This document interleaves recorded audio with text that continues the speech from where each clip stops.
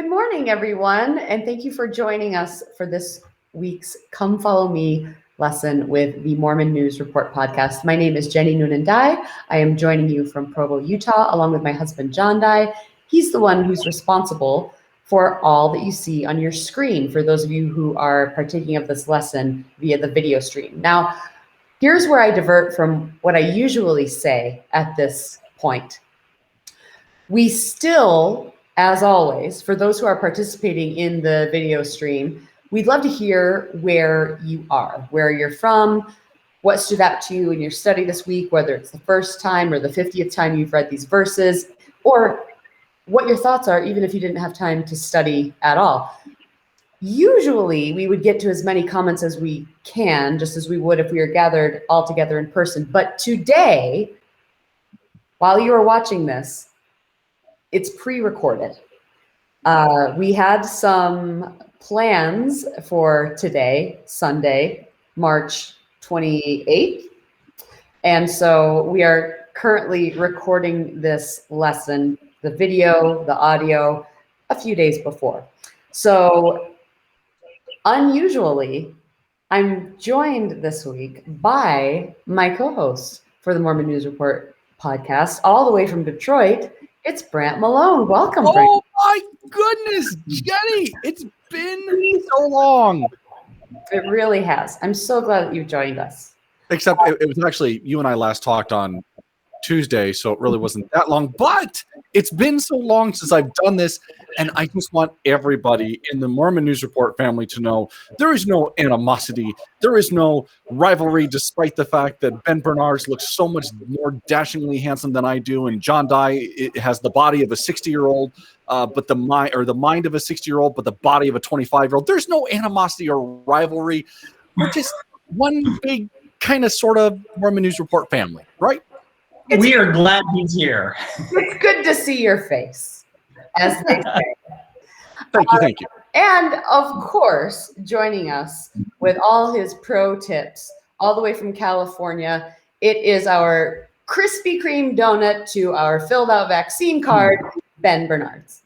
There you go. Welcome, everybody. So glad to hear you. Welcome to another Mormon News Report Hour of Power. This is our AP Church History when seminary isn't enough and you need meat, potatoes, Sunday dinner to your otherwise rather milquetoast gospel lessons. We're here for you with an extra side helping of dessert from the Brant family. So we are so glad that Brant, that you and the rest of the Malones are able to support and be here with you. We had you marked absent for so long on the class roll. This is fabulous. The prodigal son has returned, if you will. Jenny, I'm not sure if you're getting this vibe or not, but Ben missed his calling in life to be an AM, to be a morning drive time host. Mm-hmm. I'm ready to do like traffic on the 8s and weather on the 9s because that was perfect. Mm-hmm. I agree with you. I couldn't agree with you more. I'm just so thrilled just to be. I mean, we've been talking just even before recording for a good 20 minutes, and it's nice to all be together. It will be good to someday gather together in person. Please bless. We're going to do a fun one that John wants to drag us into, right? Yeah. Today's lesson is called Jesus Christ Will Gather His People, and it covers just one section of the Doctrine and Covenants. Just one, as if it's not enough to fill an entire hour and then some of excellent, worthwhile and filling study. Let's get right into it. So this is Doctrine and Covenants, section 29, just the one. And it's really interesting because there are some times when we as Latter-day Saints, as disciples of Christ, sometimes despite all of our best efforts, sometimes we just get it wrong. And I think if we take time to kind of recalibrate our vision and understand what God is trying to get us to do, then we can maybe hopefully get it right. And this is an example that we actually see happening in this section with the early saints, where God is saying, look, I need to help you guys understand why we're doing all of this. So as we jump discussion, I've got a question for Mr. Brant and Jenny and John. This will take us up to that first slide, if you would, Mr. John. Anybody here, have you guys ever had a time in your life where you have struggled with trying to figure out the spirit of the law versus the letter of the law? Oh. You guys know what I mean by that? You ever had a time where you struggle with the spirit of the law versus the letter of the law? I mean, are we talking about like just one time? I mean, that's almost a weekly occurrence. I think that, Ben, that's really one of the hardest parts about our religion, is because we could be so prescriptive sometimes about what we should be doing. And I want to make this very clear. People, rightly so, try so hard to make sure they're doing it correctly, but sometimes the spirit of the law and the letter of the law gets misinterpreted because we're so concerned with, well, for example, this is what it says in the handbook, therefore, this is the only thing that I can do, despite the fact of, well, what is it trying to say? Why was it in there to begin with? What's the context behind it? The example that I bring up a lot, and this is where I take the steering wheel of the podcast, and we're gonna go ahead and go through the McDonald's drive-through right here. The example that I bring up a lot is the question within the Temple Recommend questions about old Temple Recommend questions about supporting or affiliating any apostate groups. That's one of those that there are quite a few people who have struggled with that, because in the letter of the law, well, what exactly is an apostate group? Because it could apply to a lot of things. The spirit of the law, the spirit of where that question originally came from, was because it was rooted in trying to find polygamist sympathizers, those after the church had banned and outlawed polygamy, who were still coming to our church to try and get temple recommends to go in our temples to perform the rituals for themselves. That was the purpose. That was the original purpose of it. And I have a very, very well-worn copy of the Journal of Mormon History where they went into that. So, Ben, to me, like, that's part of the whole thing that we're going through. We have a people who are so sincerely concerned about doing the right thing that sometimes we get lost in, well, what does it actually say versus what is it trying to get us to? That's a fabulous example. Thank you. Jenny, can you think of it? You ever had a time like this where you've struggled with the spirit versus the letter of the law? I don't understand the question, and I won't respond to it. Well, then I will jump in with an example from my life. I do have one. Do you want an example, or Absolutely. I can give you an example if you want. One is about maybe not going to buying food on Sunday. We have a son who lives in a group home, and the time that we have scheduled regularly to visit with him is on Sundays. And especially because of COVID, we are not allowed inside his home. And so it is not uncommon for us to pick him up and take him out to eat on Sundays. And it is time where we prioritize our family and spend special time also that he is depending on. I'll tell you, he will FaceTime us at 7:30 in the morning with his coat on, like wondering when we're going to get there. Let's go. Yeah. We got Still, though, as I consider this, though, I feel like this is something where the bigger danger, or, well, I don't know if danger is the right word, but the bigger issue in the struggle with the spirit versus the letter of the law isn't as much with what we do, but in our policing it in others. Because much like, I hear a lot about how people will use, they'll quote Elder Bednar talking about the choice to be offended. And the thing is, with that talk specifically, I don't think what he's saying is that we are to instruct other people, well, it's your choice to be offended. The point is to ask ourselves, am I choosing to be offended? And just like that, I feel like this also applies. This struggle with the spirit of law versus the letter of law, the spirit might very well be in who are we asking about? Yeah. And to add on to that, Jenny, I think that is where, for church leaders in particular, that's where it can be so difficult in applying that letter of the law and trying to make sure that you're taking each case as needed versus trying to do a blanket application. Because I really think if we look at Christ and everything that he did, there were no blanket applications. He took every individual that came with him with their particular burdens, their particular struggles, and ministered to them as needed.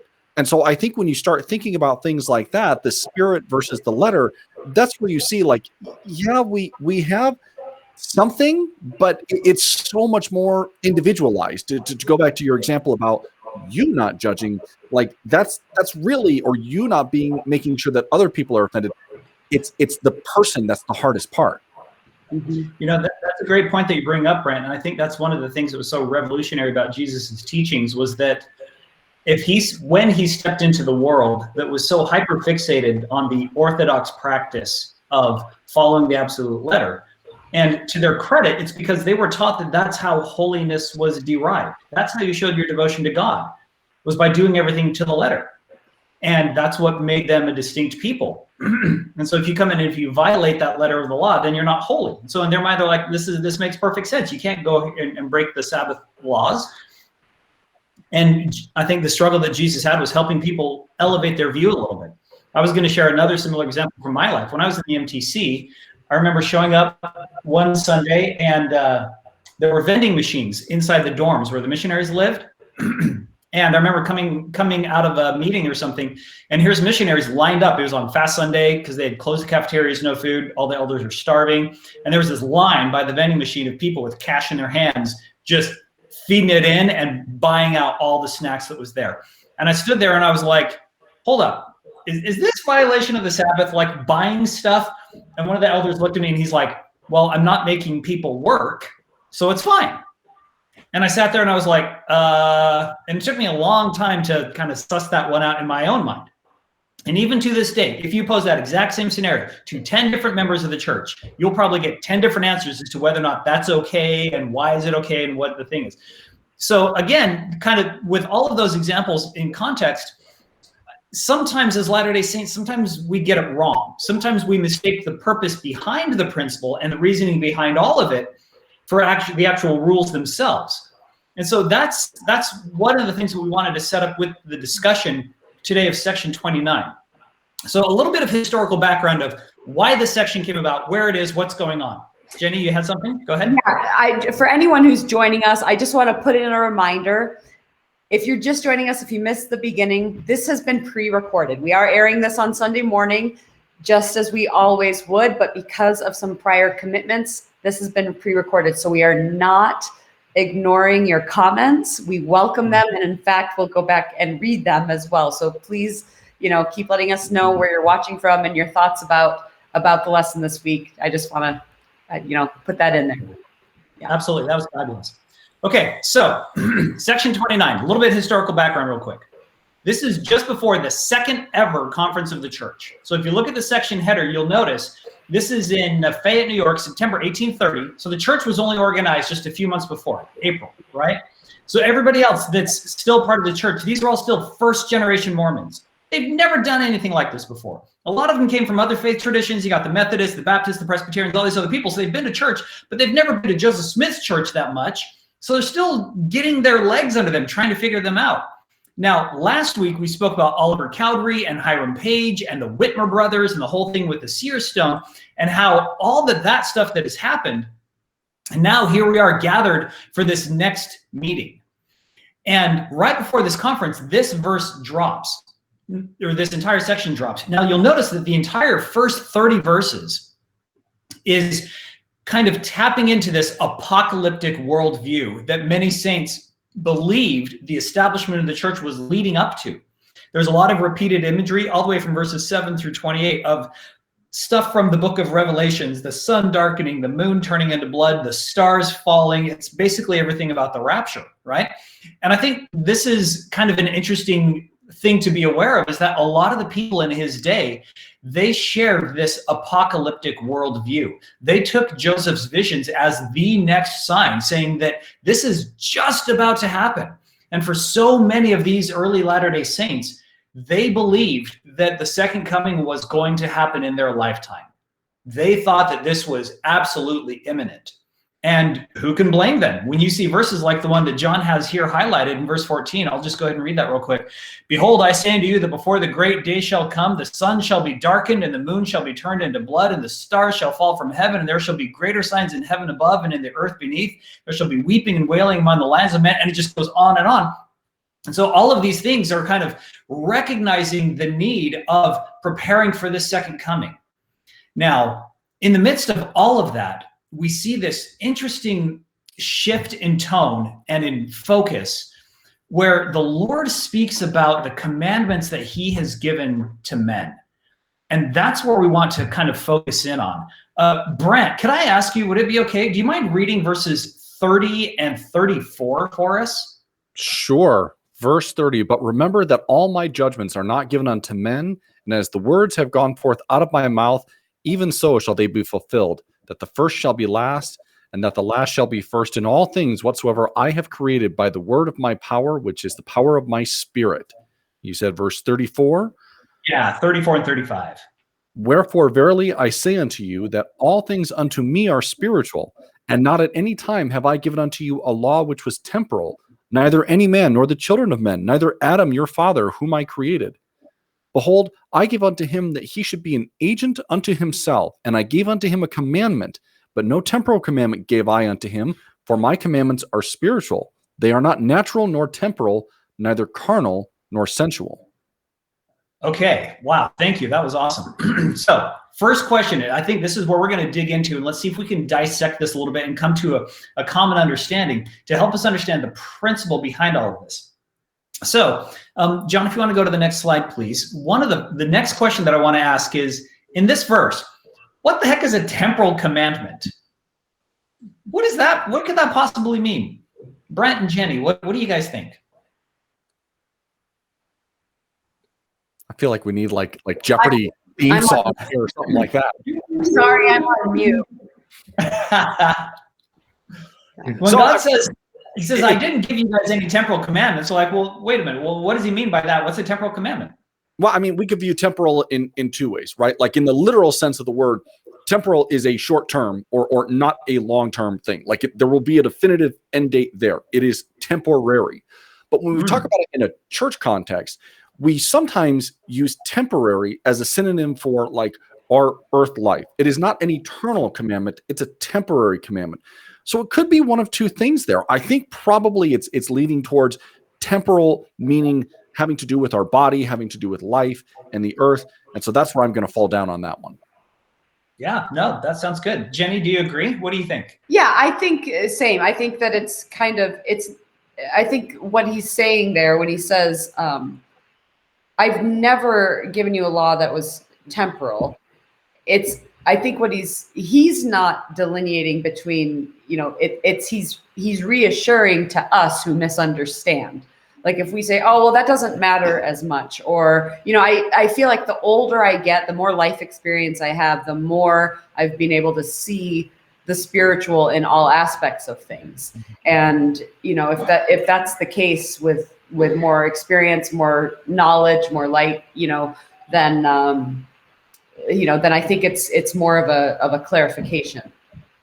Yeah, no, that's really good. Can I bring in my friend Noah Webster here? Because, I like him. He's kind of a smart dude. And we've talked about this before, but a huge key in understanding everything that's going on in both the Book of Mormon and the Doctrine and Covenants is to have a copy of Noah's 1828 dictionary, or Webster's 1828 dictionary, because that's going to tell you the language that they were using at the time that Joseph was both translating and writing this. So here's what it says for temporal: pertaining to this life or this world or the body only, secular as temporal concerns. In this sense, also it is opposed to ecclesiastical as temporal power, that is secular or civil or political power. Temporal courts, those that take cognizance of civil suits, etc., etc. Awesome. Okay, so Brother John, if you go to the next one, then by contrast, we've talked a little bit about temporal commandments. So then what's a spiritual commandment using the same language and the same idea? Is it just the other side of the coin? I don't think it's the other side as much as it's more inclusive. It shines, like the idea of it shining more light to illuminate more, to show that it's all inclusive. So that's interesting, because now we're making a distinction between a temporal commandment and a spiritual commandment, and that's interesting to look at it, to say now one of them is going to be pertaining to this body and this life only. One of them is going to be pertaining spiritually, and I don't have the exact verses up here, but wasn't wasn't the Lord trying to make a distinction that, like, I don't give temporal or natural man commandments? Like, everything that I tell you, every law that I give you is spiritual. Yeah. And I think this is a really interesting thing. It's kind of rare in the scriptures for God to almost kind of pull you aside and wink at you and say, you guys, this whole time I've actually been talking about something bigger than what you're thinking about. Like, yes, it's like he's kind of tacitly admitting, okay, yeah, there's commandments out there. You've got the Big 10 commandments. You've got the policies in the church handbook of instructions. You've got the temple recommend questions. You got the worthiness interview questions. All that huge bucket of things that we're supposed to do. And yes, if we do them, we get blessings. And if we don't, then we miss out on the blessings, or at the very worst, we get punishments or the negative consequences. But it's like he's admitting that we as human beings tend to think of things like, Brent, like you were saying, the short term, focused about this law, this life. And if that helps us think about why we have these commandments, then God's like, okay. He's like, guys, but I was never giving you commandments just for this life only. There's always been a spiritual component behind them. I think that's my take on it as well, that his view has never been about just the short term. It's always about the long term, always about the eternal view. So if that's the case, then why do we need to understand the difference between a spiritual commandment or a temporal commandment? Is it helpful to distinguish between the two? I think it's helpful in the sense of it allows people to see the bigger vision of things, but sometimes it can be difficult because when we start talking, as much as I truly appreciate being able to take someone aside and say, for example, when it comes to some of the temporal commandments or temporal rules and guidelines that we have when it comes to church financials on a ward level, I'd love to take every ward clerk aside and say, Brother Smith, let me tell you the deep reason why we need to do this exactly. It doesn't always work that way. So in a sense, there is the grander scheme, and then there's what's happening in the day-to-day. And so the temporal commandments, I almost wonder if we can call those more like guidelines. Like this is essentially how you make sure that you're on the path that you're supposed to be going down. But the spiritual commandment is that entire map of the path. So the temporal is like the guides on the path, and the spiritual is the long-term path. Yeah, absolutely. You know, we are members of a church that frequently measures our faithfulness by our orthodox behavior, right? Like when we talk about activity, when we talk about a person's testimony, we will frequently use synonymous terms of how busy a person was with the church and how strong their testimony is. And sometimes as both leaders and followers, we are challenged when we try to find ways to overcome the resistance to do things differently. Like you were saying, like with the ward clerk, whatever. Sometimes we resist change and we resist improvement when we mistake the spiritual versus the temporal commandments. And we get so hyper fixated on just the temporal side. And if we neglect or simply don't have the perspective of what's going on, like the why, the final end destination, then it can be incredibly difficult to try to take that next step that's right there in front of me, because we don't see the connection between what I'm doing here and now versus what I'm hoping to get to there and then further down. And I think part of the reality of this is that not all humans are motivated by the same thing. Not all motivators that people use with us have the same power or the same leverage. Different people respond to different motivators. And so because of that, we can't just simply say, do it because I said so. Do it because it's the commandment. Do it because it's the rule. But neither can we also just simply say, well, do it because that's God's plan for you. Do it because that's the big perspective. Right. I think if people take that time to understand what works for them, they'll eventually get there. Even in a professional sense, I mean, Ben and Jenny, if we're thinking about people that we work with professionally, there are different ways that you're going to work with those people. There are some people, I'm the type of person, tell me the why behind what we're doing something. Whereas I know other people, like they are my executors. Like I tell them I need this to happen, and they're like, say no more, man. Like I got this. You told me you need me to follow up this person tomorrow at 3:00, brother. I got you. Whereas I'm the type of person who's like, okay, I need a little more detail there. And so I think it all goes back to when we talk about the reason why people might be engaged in the church and how they do certain things in the church, those motivators are important. Not only is it the motivator, but it's how are we going to communicate that message? Sometimes the problem that we have in the church is we seem to think that because everything has been so correlated, because on the whole, most of us believe we're essentially a homogenous people. I mean, you go to a church in California or in Salt Lake City or Detroit, you're going to hear the same things if you go to one of our churches. And we mistakenly get this idea that, okay, that means we're all motivated by the same things. We all have the same spiritual inclinations of each other, but it's not that way. And that can be really hard, especially if you're someone who is outside the norm, outside of that homogeneity. That's a fabulous point. When you're talking about leaders and we're trying to talk about discipleship and what motivates people, I think it's one thing to take the Kurt Frankum, our good buddy Kurt, to look at the leading LDS and say, here's how you can be a good leader. But it's something else entirely how I can try to find ways to lead myself in an era of church-supported but home-focused church, right? And if all I do is just simply make a list of do's and don'ts of what I'm supposed to do on Sunday, what I'm supposed to do during the week, there's going to hit a point in time where I'm probably going to question, why am I even doing this? Because I don't necessarily feel like that's the what that's getting me there. Right. But if I can focus on the why, that bigger picture, for me, that's what I need. There's a quote that I read a long time ago by, I think he was a French author named Antoine de Saint-Exupéry. He says, of course. I mean, he's Brother Saint-Exupéry. He said, if you want to build a ship, don't drum up the men to gather wood and divide the work and give orders. Instead, teach them to yearn for the vast and endless sea. And I absolutely love that. I think that's what God is trying to get to in the verses that we see here in D&C 29, where he's saying, look, there's a lot of commandments that I've given you. And for you brand new Latter-day Saints that are sitting here, up in New York with Joseph Smith, all this, we could make a list of all the things that new Latter-day Saints are supposed to do. But that is not where truth is found.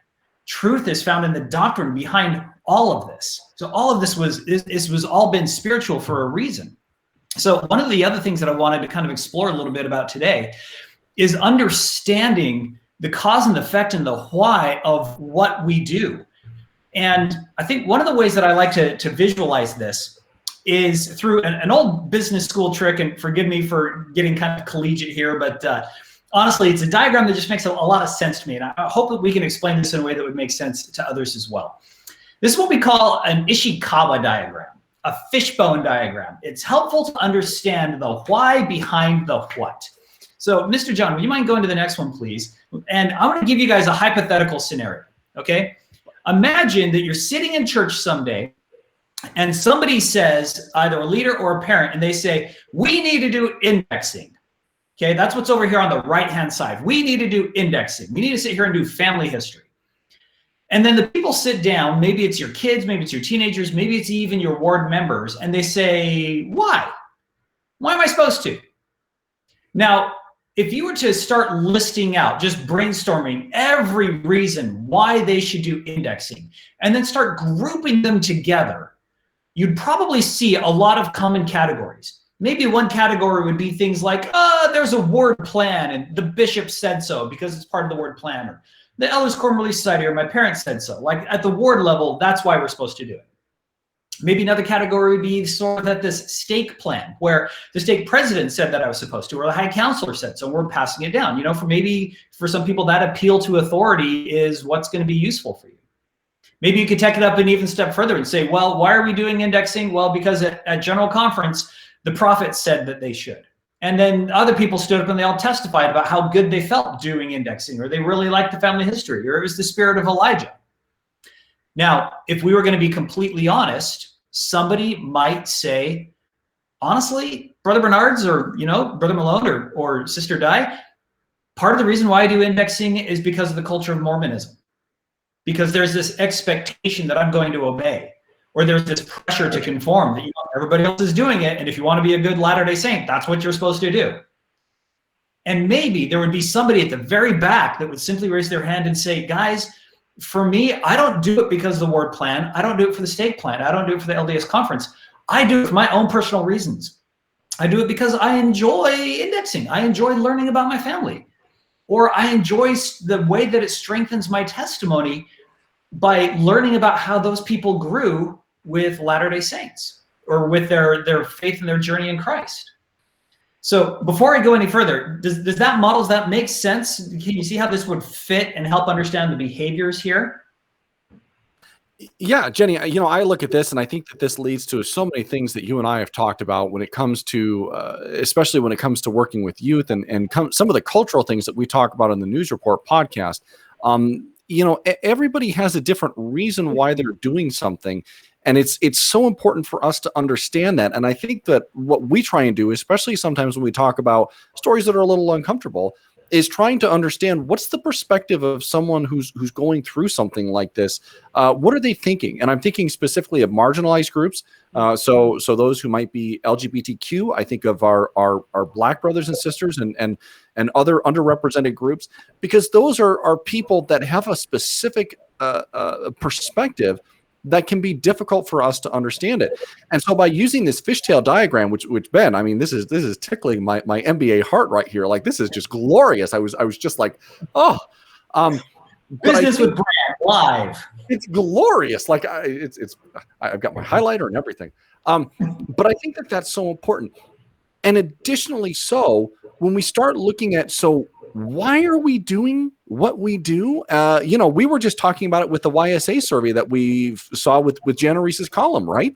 The church is trying to figure a few things out here. And when we see those surveys, we're kind of seeing, kind of how the omelet gets made. And sometimes we see the eggs getting broken, but at least we can see that they're targeting towards some of these different areas. The effect that we want our young single adults to have a meaningful experience within the church.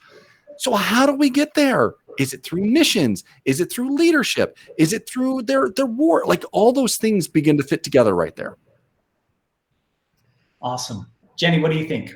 Once again, I'm just going to step in to remind everybody, if anyone, just only because we have friends who join in when they can, throughout. This has been pre-recorded. Though we are going to be posting it on Sunday morning as usual, this is pre-recorded. So it's not that we are ignoring your comments. We will actually go back and read them once this is posted. So thank you everyone for being here. Did you guys ever hear about Marshawn Lynch and how he approached some of the interviews that he did at one of the Super Bowls? It was probably about 5 years ago. NFL players, they're required to talk to the media. And so he went to his media scrum where they had all the media there, and they would ask him a question, and he'd look at them and say, I'm just here so I don't get fined. I'm just here so I don't get fined. Is that what Jenny's role is tonight? Just to say, folks, so here's what I'm going to do. Ben, this question, I'm out. She's coming back. I'm going to chime in. I'm going to make my contractually obligated statement, and then I'm backing out. Yep. So Jenny takes the next question is what I'm saying. That sounds good. Okay, so we've introduced this concept of getting to why. Now, as a general idea, this can be a very useful tool as a parent, as a leader, or as a follower of understanding the cause and effect of what we do in the Latter-day Saints. Some of your whys are going to be more effective than others. And if you feel struggling, you feel like you're dealing with a roadblock because you're not getting the end result that you want, well, that's when you start unpacking and working your way up this diagram and figuring everything out. And then you'll realize, you know what? If I've been spending all my time and energy on the cultural aspect of the why, or because the LDS conference leader said so, or the ward plan, or the stake plan, if that's where I'm spending all my time and energy and I'm not getting the desired effect, well, then maybe that's not the motivating lever that I need to work from. Maybe I need to work up to the personal level or the cultural level, something else. The point is, this is not to show you what is right or what is wrong, simply what is affecting and what isn't. And then how you choose to respond to it is completely up to you. Now, this is not the only diagram that's out there. Anybody that's been through school, there's a million different pictures that we can draw. There's a million things I haven't done yet, but just you wait. There's more. Brother John, let's go to the next one. Another way of looking at this. Oh yeah, we totally went there. We got to sneak into hashtag Hidden Hamilton on every single lecture, Brent. This is awesome. Welcome to the party. So another way of exploring this is what we call levels of spiritual engagement, and try to picture it like a pyramid, where at the very tip top of the pyramid is something that is very small but kind of guides everything else. And for the purposes of this diagram, I'm simply going to call it the truth. The next level underneath that is the why, which is God's view of that truth, which then feeds into and informs the why of the leader's view. And the leader could be the prophet, could be the presidencies, could be stake, ward, local leaders, whatever. That's eventually going to feed down into the what that the leaders tell us, which also then feeds into the what of our own personal views. And at the very bottom, we're going to have what we're just going to call the how, the very, very end. Okay, so everybody see that? So that's our levels of spiritual engagement. The truth is at the top, the how is down at the bottom. Now, to make this a little bit more concrete and less abstract, let me talk you through a certain scenario, how you would actually apply this using the exact same thing, indexing again. Okay, and we're going to start from the top and see if we can fill in some of these blanks. Let's imagine that at some point in time, we want to get down to indexing down at the bottom. But we're not going to start there. I'd like to start from a point of truth. So, let's go to the next one. Let's say that the core gospel truth is this simple thing, that wisdom and faith can transcend time. Okay? Wisdom and faith can transcend time. That is a truth. That is an eternal principle. That is something that will benefit anybody that is learning about the past. They can learn from the mistakes and the successes of the people before them, and they can learn of how their testimony of Christ grew and waxed and waned. And because of that, we can then benefit by studying about them. Okay, so that's the truth we want to get to. I have a question. Oh, go for it. What is indexing? Indexing is the activity we do in family history where I look at a digitized copy of a record, maybe a birth certificate or a church ledger, something that existed in pre-digital times. It was usually written down on paper. And you find a way to look at that information on a screen, either at home or in an app or in somebody else's building where they have a copy of that record. Microfiche? A microfiche. Look it up, kids. Ask Siri. She knows what it is. Ask your parents.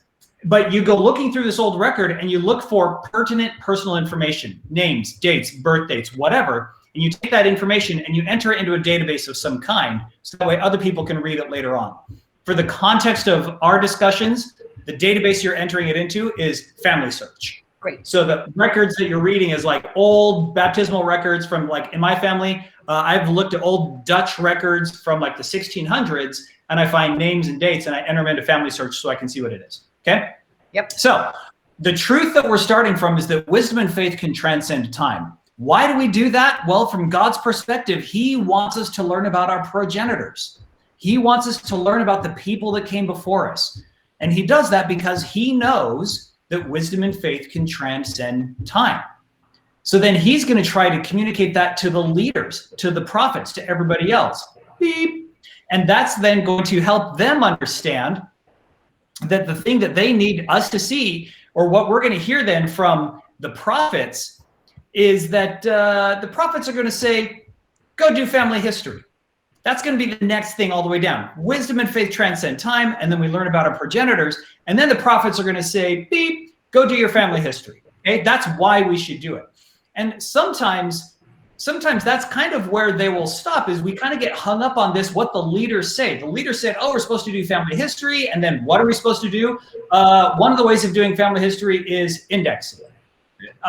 To be perfectly fair, this whole indexing thing is kind of a modern thing. Like it's only within the past decade or so has this become popular. Because before indexing, it was, oh, put together your family group chart, right? Go do your 4 generations of family history, or go down to the family history library. You know, the what has changed over time, even though the why has always stayed the same. Beep. Let's go to the next one. So if the leader says do indexing, maybe at the local level, for us personally, we will then take it and get even more granular, and we will say something like, go do indexing on Sundays, or our family is always going to do indexing on Sundays. That is how you respect the Sabbath. That's what you should do. And now, to get to the last one, beep, we're going to specify exactly how I'm going to do that indexing on Sundays. I'm going to do things like set an alarm on my phone. I'm going to clear my schedule. I'm going to turn off my TV. So that way I make sure that I am doing everything that I'm supposed to. And if I feel spiritually engaged, the hope behind all of this is that I will find the truth that was clear back at the top of the pyramid. The hope is that I would be able to find that wisdom in the middle of the indexing. I would understand the truth behind the how, even though there's all those levels that separate it. So Ben, one of the things that I'm glad that you kind of walked through really how this happens, I think what this also does is it gives us context sometimes for how some of these over-strenuous unwritten rules that we have in the church happen. So if we go back to your example about being in the missionary training center and seeing those missionaries who were starving because it was Fast Sunday and desperately going to the machine, you can see how someone might put in a rule there, a personal rule that could say, no, I'm not going to do this. And you begin to walk it up the pyramid. What I would also say, and I say this as someone who I am extremely conscientious of this with young daughters, because we're trying to make sure that when we talk with them about why we do certain, the rules that we have in our house, it's a lot of it is the why. Because I think that there might have been in generations past this mentality of like, we only go to the how, or maybe we go to the what our view. We're doing this and that's it. And you don't walk it back up to show them the greater truth or what God's view is going to be, because we're so fixated on this is the moment. It's Sunday. You turn off your TV on Sunday. It doesn't matter if there's other things going on or if there's great family activities that we could be involved with, or, and this is me going out there a little bit because I might have some personal experience in my own family like this, the fact that turning off the TV on Sunday or other associations or other practices that we have in the church might be generating an extreme negative reaction out of a family member. And you need to take that into consideration. Do we want everything that happens with the church to generate this negative reaction? Is that going to help us to accomplish God's purposes? All those things are so important to understand the greater view. And I think it's important for all of us, whether we be parents, whether we be leaders in the church, whether, frankly, we be ministering brothers and sisters or just brothers and sisters in the gospel, to talk with people and articulate the views, but also engage in a dialogue to understand why might people have the perspectives that they have. Because you just gave one example here.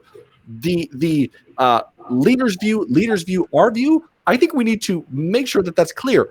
That is like an infinity plane, because there's a bunch of different ways that you can interpret all that stuff, right? Like some of the leaders' views, like it's a little bit smaller. We have a finite universe because we're only talking about a certain group of church leaders, but still, like there's a lot there that we could be taking into consideration. But when you're just dictating to people, it doesn't do a good job. And if we go back to where D&C 29 was coming from and why we are here, I kind of view this as you know, you've got a bunch of people right now that are watching WandaVision, right? This is God putting his hand around the shoulder of someone, of one of them, and saying, I'm going to tell you all the fan service secrets that they put in here, right? That's what he's doing. To sit there and say, here's the key to this whole thing. And that can be tough. And yeah, so just to kind of jump off where Brant just left off, to someone who doesn't watch WandaVision, they're like, I don't care. That doesn't mean anything to me. And so when we get to the why, I mean, the three of us sitting here having this discussion, we are each parents, but you don't need to be a parent to understand the principle of trying to find the motivation for more than one person, or even another person other than yourself. I mean, I don't know about you guys, but for me, all my kids are exactly the same. So all my techniques and copy paste. Listen, and I mean, I just pull out the book, look at it, and of course that's not true. Rule 27, you know what it is. Sure, and each kid has, what we've referred to as their currency, and it's not uncommon right now for kids' currency to be related to devices or device time or especially in the pandemic. I think they will value face-to-face time when things are more safe, for sure. But my point is that in all of this, there isn't something that is more valuable in general than another thing as far as the why. You know, Ben, you talked about how, or was it Ben or Brant? Somebody said, that was not me, something about that there are different perspectives, and then we choose how we will respond to that. And I think it's important that we remember that if someone's why is, well, because I was told. I remember when I was a teenager and I worked at this episode is not sponsored. It was a submarine sandwich shop that is a chain, but my boss happened to be a member of the church, and sandwiches were approximately 10 to 12 inches in length. You could get one for, I don't know, about half of a $10 bill. 6 or 12 inches, probably. And so, but I had my cup, you could get a drink at the fountain, and I got iced tea. And he was like, tea? And I was like, well, yeah. And he said, huh. And he's like, you don't need, anyway, his point was, it's about obedience. And that example has been something that has stuck with me for a long, long time, because for him, that is enough. And you run into people who it's about, they want to do the right thing, whether it is in parenting, I don't want to disappoint my parents, or, I want to choose the right. We give the kids the rings to wear and sing the song. And so I just want to make sure that we remember in all of this, as we study this section and as we study this principle and apply it to our own lives, that we're careful to not value one method of why over another, because everyone is coming from different places. That is an absolutely wonderful reminder for us. John, would you mind going to the next one, please? Another way of looking at this exact same thing, to continue what Jenny is saying, is I think we can, if I were to erase what was on the slide before of like that specific example, we can see that there's a difference between the culture of the church, which is down at the bottom, the how, right? And as you start walking up this pyramid, you move from culture into things like rules and policies. That's where word of wisdom is. That's where policies of you can't get caffeine at BYU. That's, straps or, strapless dresses, facial hair, all the way, you get all the way up to commandments, whether that's the big 10 commandments or the church handbook of instructions or the temple recommend questions. You get even beyond that to the why. Those are the principles of the gospel. And you get all the way up to the top to the absolute doctrinal truth. And you can see that even though these are connected, sometimes there can be a huge gap between the doctrine at the top, the why behind what we're trying to understand, versus how we're trying to live it down at the bottom. And the stark reality is that not everybody looks at a single doctrinal truth, and not everybody has the same how or recognizes the same culture, right? Culture inside Utah for Mormons is going to be slightly different than culture outside of Utah for Mormons. And my daughter, I was born and raised in Utah. I thought that was normal. My wife was born and raised in California. She moved into Utah. She's like, y'all are kind of weird. And I didn't get it until we moved out. And I turned around and looked back and was like, yeah, we're kind of weird. And now my daughter who was born and raised here, or mostly raised in California, she's up at BYU, Idaho. And we've had so many conversations with her. We said, look, you're going to have to understand, a lot of the people you're going to want to be against are going to look at the cultural aspect of the church, and it might seem incongruent with what you're living. They may look at how you live your life and how they live their life, and there's going to be a little bit of dissonance there, like a little bit of cognitive dissonance. And at a subconscious level, they're going to feel threatened by it, because they're going to wonder if maybe they themselves are doing it wrong. And they are going to say to themselves, no, I'm not doing it wrong. It must be somebody else who's doing it wrong. And then what's going to come out of their mouth is probably something maybe a little bit judgmental, or a little bit, bless their heart, going to try to remind you to get back in line, so that way you're doing things the way that they are. This is something that unfortunately is part of our tradition that a lot of people struggle with. And sometimes it can have an effect of pulling us away from the church and as a result, pulling us away from God. And that can be very unfortunate. So my hope of bringing out this model, first off, is to name it, to identify it, and to give us a tool to help us recognize the various psychological strata that we go through. But it's all towards a higher end. It's all to help us understand that behind everything, like God was saying in D&C 29, every commandment is spiritual. There is a why behind every single one of these. And when we find ourselves caught in the mud and the sticks of the culture, of the how down at the bottom, and if it feels like we're grading up against it and we are not getting our spiritual light and knowledge the way that we should, instead of saying, this is all false or this is wrong, perhaps a more wholesome and helpful view is to look at this and saying, okay, I'm stuck in the culture. What are the rules that are feeding into this culture? And what are the commandments that are building those rules? And work our way up that pyramid and try to understand the why. And if we do that, I think I usually find myself feeling a little bit more patient and graceful and gracious towards the people that are stuck there in the mud with me. And then it makes it a little bit more tolerant to deal with. Yeah, I mean, I really agree. And I think that so much of what we see within the church, so much of the tension comes from culture, and it comes from that aspect as well. Now, I'm not going to say that if we were to fix our cultural aspect, that everything in the church would be fixed, but I think it would play a huge factor. Jenny, you and I were talking on the Mormon News Report podcast about purity culture, and the fact that that's not something that's unique to just evangelical Christians. We had it in our church too. And you and I mean, you told me your experience with purity culture within our church. We were actually in a conversation with another friend of the show earlier today about that same thing.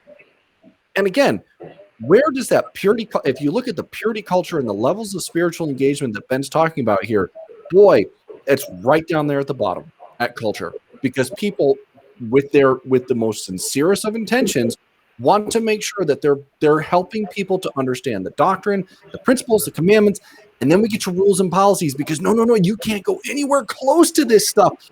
And then we get to this culture. And frankly, it's a harmful culture to many, many women and girls within the church. This whole notion and this whole idea of you need to watch out for the men, and you need to make sure that you don't do anything that would even tantalize the men, because and how can you not look at that and say, boy, that's harmful?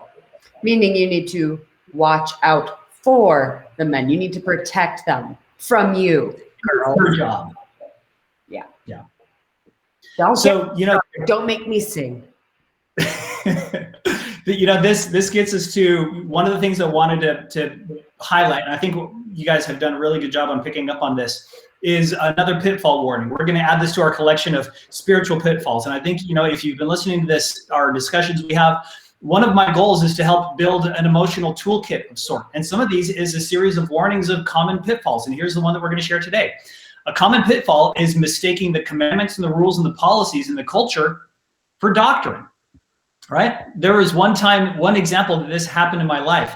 I was at a family dinner with a whole lot of family members, siblings, spouses, parents. And it was on a Sunday, and we hadn't seen each other for a long time. And we all showed up, and we decided to go outside while we were having dinner. We were going to play bocce.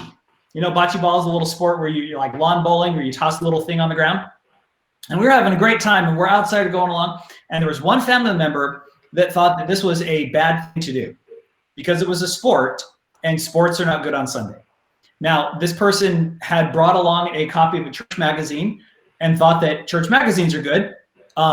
Church magazines is good, appropriate behavior. And so to not feel super left out and super judgmental, that person followed us along where we went outside. But as a reminder to us that we were doing something wrong, that person would follow along with our group and then stand there and pull out the church magazine and read through everything. And when we asked this person to come join us, they simply looked at it and said, "I'm sorry, I don't do sports on Sundays," and then went and reburied their nose in the magazine. And I remember looking at that, and my instant knee-jerk reaction, which probably was not very kind and gracious of me, was, is this whole judgy thing also church approved? Like, do you get a free pass on doing this because you're reading the church magazine, or does that just like cancel itself out? And I couldn't help but think like there was something that I was missing there. And a second example that also happened with church sports on Sunday was told by a brother. It was a sister in our mission when she was growing up, one of the 12 apostles, I want to say M. Russell Ballard, had showed up to visit their house on a Sunday. It was one of those Sundays where the general authority would come visit the church, like a local stake center. And part of the culture, I don't know if some people know about this, is that often members of the stake presidency or stake relief society presidency would be invited to host the general authority at their home for lunch or dinner. And for some folks, it's considered this great honor. It's like, oh, I got the rabbi. We're having the rabbi over. This is going to be fabulous, right? We're doing this whole big thing. And so, the brother shows up, and a couple of the teenage boys that, there was like, okay, somebody's coming over for dinner. They're outside throwing a football. And when the brother showed up, the mother was ashamed, absolutely embarrassed, because the apostle stood at the door and he walked out there and he stood there for a minute. And he's kind of watching the brothers throw the football around. And the mother was just like hanging her head like, oh, I'm going to get chastised. And the brother looked at her and said, isn't it good to see brothers playing with each other on Sundays? That's awesome. And he turned around and he walked inside.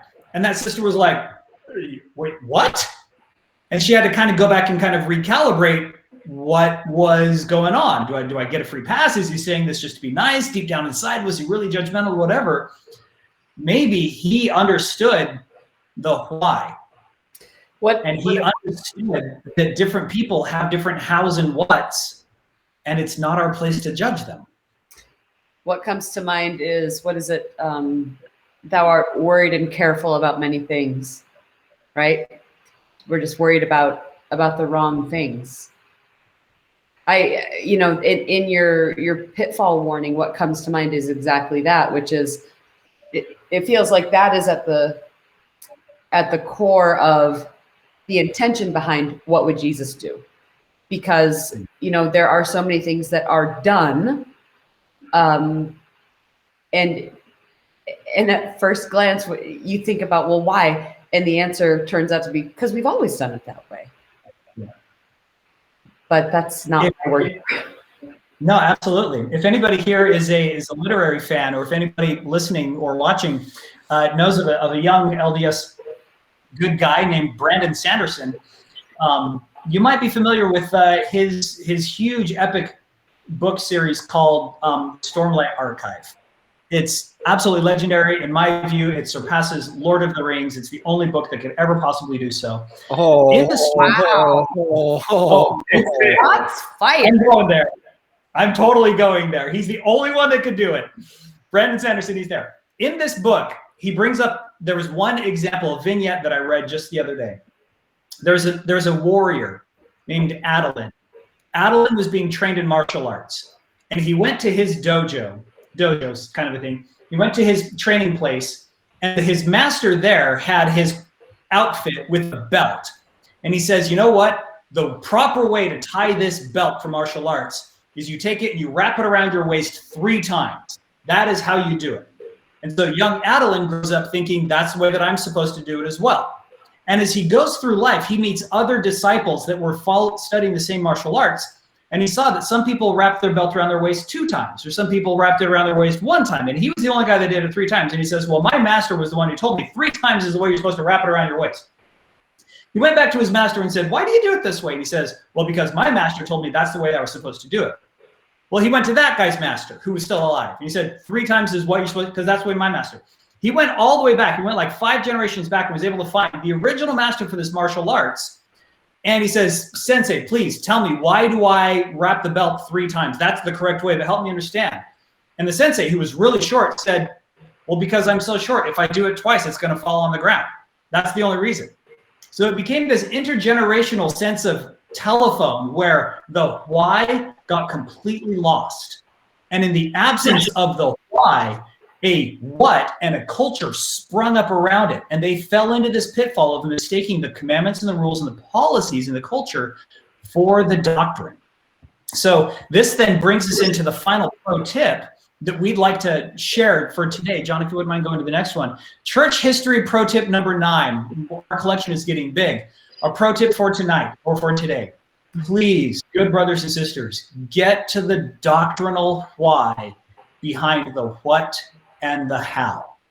If you have a what or a how that you are dealing with in your life, or if you want to understand church history, look at the what that they were expected to do, or how they did it. And don't just take it at face value. Start analyzing why they did it. Was it for culture? Was it for counsel? Was it for policies and programs? Was it for commandments and rules? And all of those things can be good and useful, but they should not be the end. The highest, most motivating, pure thing that we could get to is the doctrine. And if we understand that doctrine, I mean, we've heard that quote from Joseph Smith. What does he say? When he's being asked, how does he govern a huge body of people in Nauvoo? He says, I teach them correct principles and then expect them and let them govern themselves. That is the thing that we need to get back to. Jenny and Brett, what are your thoughts on this pro tip for today? Yeah, I think that the only thing that I would add, I think that you just covered it masterfully. The only thing that I would add is that why, it's not always so cut and dry. It's not, we like things to be very clear and very cookie cutter sometimes in the church. And sometimes that why, sometimes there aren't good answers, or sometimes there aren't answers. And I say that because, you know, I mentioned those in the church that might be LGBTQ. It's something that is causing a lot of distress for quite a few people, and I would include leaders, because they don't exactly know, how does this fit within our church framework?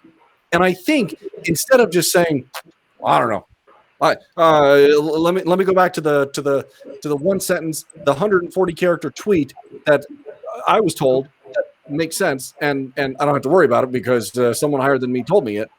Kind of like you were talking about with the senseis and everything like that. Sometimes those are hard questions that we don't have answers for, and the best thing that we can do is not just give up and say, well, I don't know. The harder thing is to dig in and do what that person you were talking about in that story did. Keep digging and keep talking to people and keep trying to find out. Make yourself uncomfortable. I can't imagine that journey going back 5 generations was an easy journey, but that's what we have to do within the church if we really, really want to get to the why behind some of these things. And not only will the why change throughout our lives, but it should. So, you know, I think it's good to sooner than later get comfortable with the idea that whys will change. Yep. And evolve. Yeah. I mean, Jenny, go back to 1860s Utah and tell people there that polygamy is not only going to be something that the church ends, but actively fights against 100 years later. And you tell those people in Utah that things don't change. Yeah. Yeah, for sure. I think this model, or having this skill set of being able to get to the doctrinal why, has been it's been helpful for me and my family to understand or to absorb the changes that we've seen happen in church policy just within the past 5 years. You know, for some of us, the policies have been considered a welcome blessing and a boon. For me personally, I know that the increase of exposure and participation for women in gospel ordinances has been an absolute game changer. To be able to look my daughter in the eye and say, there's a chance you just might, on your mission, be able to stand as a witness for a person getting baptized. That is not something that I thought I would see in my lifetime, or that her parents or their parents or their parents would ever thought would happen. And now we're seeing something like that happen. And to quote the Men in Black quote that we had a couple of weeks ago, imagine what we will know or what we will see tomorrow. So in the context of this, looking forward at General Conference that's going to be happening here in a couple of weeks, the predictions are out there. 6 months later, this fall, when hopefully folks are vaccinated, stuff opens up again. Maybe things will be different. 5-10 years from now, things are going to be different. But just like these early saints in D&C 29, they were all first generation converts. And now here is us trying to figure out in our current generation, what are we doing? How do we do Mormonism in the 21st century? D&C 29, and like so many others, is part of this book of early revelations that were focused on what they should be doing, because that was a common question they had, right? How can I serve God? How do I build the kingdom? And so God replied with a lot of details as to what they should do. He would say, go preach the gospel. But then he actually stepped back and he let them figure out how they were supposed to do it. And we usually see in every single section going through this, a significant reminder behind the why of all of this.